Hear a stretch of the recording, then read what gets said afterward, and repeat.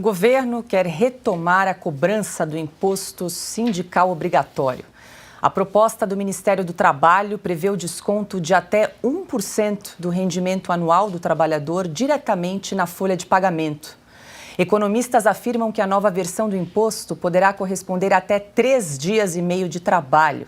Segundo Luiz Marinho, ministro do Trabalho, o texto será enviado ao presidente Lula até o fim deste mês. Depois da extinção do imposto, em 2017, a arrecadação dos sindicatos registrou queda de 98%. Um levantamento do DIEESE mostra que o orçamento sindical proveniente da contribuição dos trabalhadores caiu de mais de 3 bilhões e meio de reais no último ano da contribuição obrigatória para 68 milhões de reais em 2023. Parlamentares da oposição criticaram a possível volta do imposto sindical. O líder do grupo no Senado, Rogério Marinho, disse que a medida faz parte da agenda de retrocessos do PT, abre aspas. Vamos estar vigilantes para evitar mais essa apropriação do salário do trabalhador brasileiro, fecha aspas. Silvio, qual é a chance aí dessa proposta vingar no Congresso? Vamos lembrar que esse foi um dos principais avanços da reforma trabalhista aprovado na gestão de Michel Temer lá em 2017, né?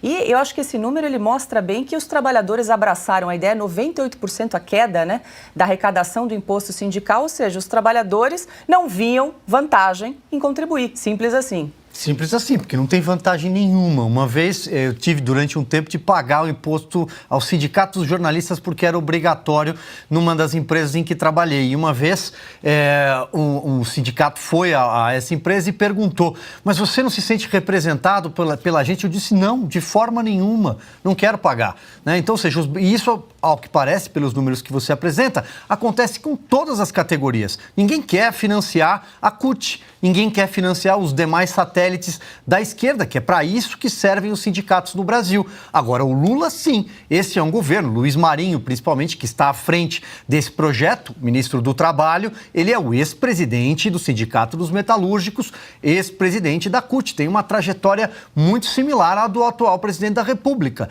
Então, é uma forma justamente de transferir o dinheiro nosso, pagadores de impostos, que ganhamos na nossa folha de pagamento, no nosso contra-cheque, para os sindicatos. Então, eu acho que esse dado que você trouxe, Paula, ele é autoexplicativo. 98% dos trabalhadores, de quem acorda cedo, pega duro no batente, de quem paga suas contas em dia, não quer dar dinheiro para sindicatos porque não se sentem representados. Vai passar no Congresso, como você disse? Acho difícil, não é uma proposta tão simples de avançar no Congresso Nacional. Mas acredito até que falaremos sobre isso ao longo do programa, como falamos nos programas anteriores, é um governo que descobriu também como mandar dinheiro para dentro do Congresso Nacional. São emendas parlamentares. Então, se ele vai conseguir comprar uma base parlamentar para aprovar um projeto como esse, não sabemos.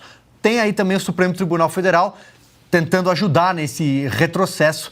Então, é uma outra frente aberta. Paulo, quero te ouvir também, você que esteve em Brasília por 4 anos, acha possível esse projeto avançar aí da volta do imposto sindical obrigatório, Paulo? Pois é, Paula, e nesse tema, esse tema é muito caro a mim, porque eu fui autor da proposta que vai acabar com o imposto sindical. O Rogério Marinho incorporou a tese no texto da reforma trabalhista. E essa conquista, ela libertou o brasileiro de pagar por um sindicato que não o representa, uma elite sindical que só pensa nela mesmo, e também libertou, inclusive, o Congresso, que o Congresso sofria uma pressão artificial dos sindicatos quando a pauta não interessava aos sindicatos, porque eles tinham quase 4 bilhões por ano para forjar manifestações, para pagar jornalzinho de bairro lá na base do deputado, para espalhar outdoor dizendo que o deputado era inimigo do trabalhador, destruindo reputações e assim vai. Era uma máquina política. Os sindicatos eram um meio de ação política que serviu ao PT. Originalmente, com a instituição do imposto sindical em 1937, os sindicatos serviram de capilaridade do Getúlio Vargas, né? Onde ele exercia, assim, controle social, financiando os estados com um instrumento de arrecadação estatal, que é um imposto, sendo que os sindicatos são entidades de direito privado. Isso, ao longo da história, depois se modificou e esses sindicatos passaram a servir ao Partido dos Trabalhadores.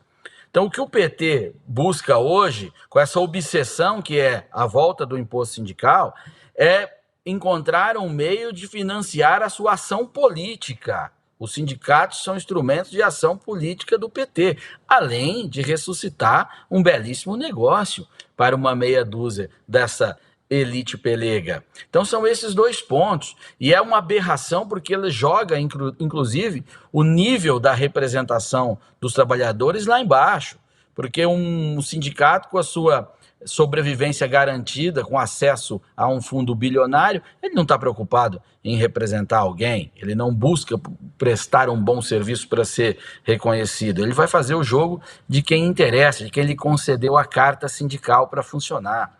As cartas sindicais no Brasil, que são autorizações para sindicato, elas explodiram nos governos do PT. Com acesso a dinheiro garantido, o Brasil passou a ter, pasmem senhores, 18 mil sindicatos, pouco mais de 18 mil sindicatos, o que representa quase 90% dos sindicatos do planeta. O Brasil é uma nação sindical e o responsável por isso foi o imposto sindical e a política da esquerda. E agora, depois da libertação do país, eles querem retomar, porque precisam manipular as ruas, precisam exercer controle social em todos os pontos, seja de informação, na internet e também de mobilização. Isso, como é artificial, custa, e eles precisam, assim, financiar essas ações. É algo que eu tenho tanta raiva dessa história de imposto sindical, que eu tenho dificuldade de descrever. Me faltam palavras, e eu vou parar até por aqui, porque me faltam palavras e me sobram palavrões para descrever quem defende essa tese. Augusto, ainda nesse assunto da possível volta do imposto sindical obrigatório, né? Vale lembrar aqui que uma ação tramita no Supremo Tribunal Federal lá de 2017, discutindo se empregados não sindicalizados devem pagar contribuição assistencial se forem beneficiados por uma negociação coletiva. E o ministro Gilmar Mendes acabou mudando o entendimento para acompanhar o voto do ministro Luiz Roberto Barroso pela constitucionalidade da cobrança. Esse julgamento parece que está suspenso, ainda não tem uma definição, mas está caminhando aí pela constitucionalidade, pela possibilidade da cobrança. É a vanguarda do atraso, né? E lá não tem sindicato, lá no Supremo, então não tem perigo. Eles pagarem a contribuição compulsória, que é um negócio mais velho aí, que é Sede Braga. A cabeça dos sindicalistas brasileiros ainda está no século XIX, né? Se é que saiu do século XVIII. Eles têm duas palavras de ordem, né? Tanto por cento de aumento, quando começa aí a campanha pelo reajuste salarial, e isso aí há 200 anos, e greve até a vitória. Eles não percebem, por exemplo, que as profissões que vários sindicatos aí, tecnicamente representam vão acabar. Eles não ensinam aos sindicalizados uma outra profissão que provavelmente vai substituir essa que já está agonizante. Eu dou um exemplo. Quando eu dirigia a redação do Estadão, eu dizia para o pessoal dos gráficos, era um sindicato fortíssimo, eu vou olhar aqui, vocês têm que preparar o sindicalizado para a profissão que vai substituir a de vocês, que não existe mais. Alguém aí sabe do sindicato dos gráficos hoje? Era um dos mais fortes. Hoje não existe. Mas certamente tem algum fantasma aí que vai sobreviver com esse dinheiro e muito bem. E muito bem. Sindicato dos jornalistas. A gente sabe quem compõe o sindicato dos jornalistas e qual é a história. O sindicato dos jornalistas é para quê? Para que eles não conseguem publicar nenhum jornal interno ali que seja legível. Eles comemoram a má situação das empresas, greves, demissões em massa, eles festejavam. Então, por quê? Porque é pelos sindicatos também que se chega à ditadura do proletariado. É a vanguarda do atraso, em plena ação.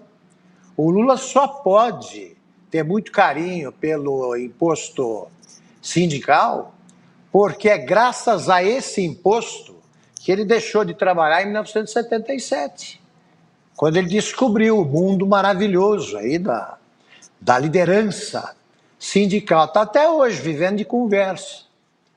de papo, né? E ficava lá no sindicato sem fazer nada, entre uma greve e outra, e depois aí passou a viver de conversa política fiada também. Então é muito natural que esse pessoal tente voltar para o passado, né? O Brasil, o passado não passa. Na cabeça deles, sobretudo, tem que ser, se anda, tem que andar para trás. E aí eles continuam sonhando com uma velharia que o Congresso não pode ressuscitar. Aí já é demais até para os padrões do Congresso brasileiro. E meus parabéns para o Paulo aí pela luta dele para acabar com essa excrescência. Só para atualizar a decisão, o julgamento no STF está em 5-0 a favor da cobrança compulsória dessa taxa do imposto sindical para trabalhadores não sindicalizados. O ministro Alexandre de Moraes tinha pedido vista, já devolveu o processo para julgamento, agora está aguardando data para a retomada aí, desse julgamento sobre uma possível volta da contribuição assistencial de trabalhadores não sindicalizados. Ana, quero te ouvir também. Agenda do retrocesso, né? Um governo que odeia a independência das pessoas, independência social, independência intelectual, independência financeira. É um governo comunista que precisa usar as pessoas como massa de manobra, nem que para isso, né, ele precise passar uma lei que obrigue as pessoas a pagar mais impostos. Quem gosta de pagar mais impostos? Só para trazer um dado daqui da Califórnia, Paula, o Sindicato dos Professores daqui da Califórnia, durante a pandemia, fez uma carta enorme para o governador, pedindo aí, né, 16 pontos sobre os professores, quer dizer, a narrativa era essa, uma carta importante com 16 pontos para a sobrevivência dos professores e o bem-estar dos alunos. Aquela ladainha toda que a gente conhece de proteção das crianças, dos adolescentes, isso foi o que a imprensa colocou.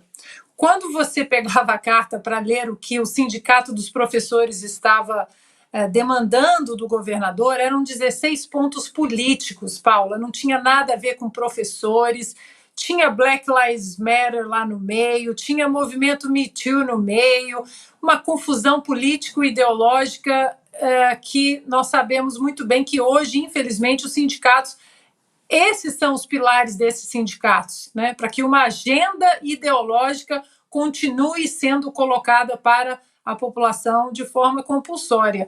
Agora, cortar na própria carne, este desgoverno não quer. Né? Eles estão querendo taxar grandes fortunas, né? Vão aumentar aí, provavelmente, na tal da reforma ministerial, porque agora a imprensa resolveu falar reforma ministerial. Que reforma é essa que você tem a possibilidade de aumentar mais 2 ministérios para atender uma agenda política dentro do Congresso, onde você não tem voto? E aí, né, com tanta gastança, com tanto parasita pendurado, né, no nosso pescoço, é preciso começar a obrigar as pessoas a pagar mais impostos. Se isso não for uma agenda de retrocesso, não sei mais o que é, Paulo. Silvio, para arrematar? É só fazer já que a gente falou aqui de sindicato de jornalistas e sindicalismo de uma forma geral, não aderir ao sindicato é também uma forma de você ser livre, de você poder optar. E nós aqui, eu falei sobre o sindicato da categoria dos jornalistas, o Augusto também citou, por exemplo, diz que nunca me senti confortável em fazer parte de sindicato algum. Por quê? Porque eles não me representam. Esses sindicatos são ligados umbilicalmente à esquerda, ao PT, ao PCdoB, essas pessoas que hoje estão no poder e, portanto, querem retribuir o seu favor à CUT, ao MST. É um pendurado no outro, é jornalista pendurado direta ou indiretamente em governos. Nós aqui pregamos isso todos os nossos programas e a nossa liberdade é inegociável. A nossa independência não tem preço. É por isso que todos os programas a gente faz questão de tentar conversar com você que está aí recebendo a gente na sua casa, no celular, quem está em deslocamento, mas está com a gente. E vocês que assinam a Revista Oeste. E vocês também que renovaram a sua assinatura, e nós aqui renovamos o nosso compromisso com vocês. Nós continuaremos independentes de qualquer tipo de governo, de qualquer tipo de partido político e de políticos. E aí a gente conta com a assinatura de vocês para seguir adiante. Aqui não vai entrar dinheiro da SECOM, como a gente está acompanhando em pouco tempo de governo, algumas redações felizes.